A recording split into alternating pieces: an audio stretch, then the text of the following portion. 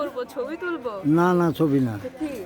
দেখো তোমার ওই ধরো, খানাটা নাও, খানাটা নাও, খানাটা দাও। বাস, ঠিক আছে, তোমার কর্মে এ লাগলো। যা আছে আমার ওই তরকারিটা লুচি এই দোল উৎসবে যারা এসছেন সকলের জন্য শুভকামনা। সকলের জয় জয়কার হোক, পরমপিতার জয় জয়কার হোক, সকলের জীবনের মঙ্গল কামনা। আমার শ্রদ্ধেয় ঋত্বিক জয়ন্তদা,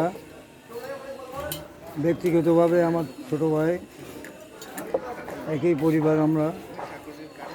আজকে উনি আমাদের হিমায়তপুরের একজন আপনার সভাপতি ঋত্বিক এবং শ্রী শ্রী ঠাকুরের কর্মী হয়েও আজকে উনি আনন্দে ভক্তদের জন্য উনি এটা ব্যবসা হলো, কিন্তু উনি প্রথম একটা উদ্বেগ সৃষ্টি যে যে সবাই যারা আসেন দূর দূরান্ত থেকে যেন সাত্বিক আহার করার জন্য উনি নিজে উদ্যোগ নিয়ে সবাইকে নিয়ে একটা খানার আয়োজনের একটা রেস্টুরেন্ট বলতে পারেন, রেস্টুরেন্ট না ঠিক, একটা খানার আয়োজনের একটা দোকান দিয়েছেন উনি।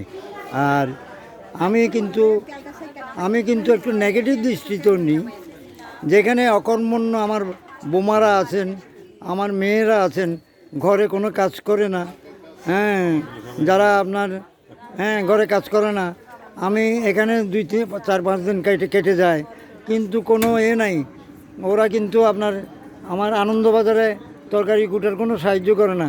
কিন্তু উনি এমনভাবে একটা ট্রেনিং দিলেন, যেই ট্রেনিংয়ের মাধ্যমে ওরা উদ্বুদ্ধ হয়ে নিজেরা উদ্যোগে হয়ে দেখেন পরিবেশ পরিস্থিতি এবং ট্রেনিং এবং শিক্ষার যে গুণ, আমি এটা উপলব্ধি করেছি।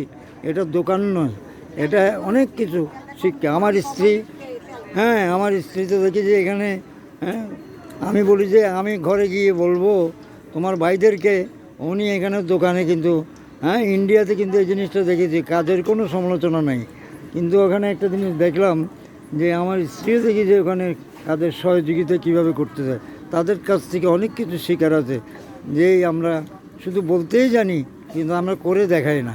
যাই হোক, আমার শ্রদ্ধেয় ঋত্বিক দেবতা যে উদ্যোগটা অত্যন্ত, আমার বাসা নাই যে আমি সুন্দরভাবে গুছিয়ে বলবো।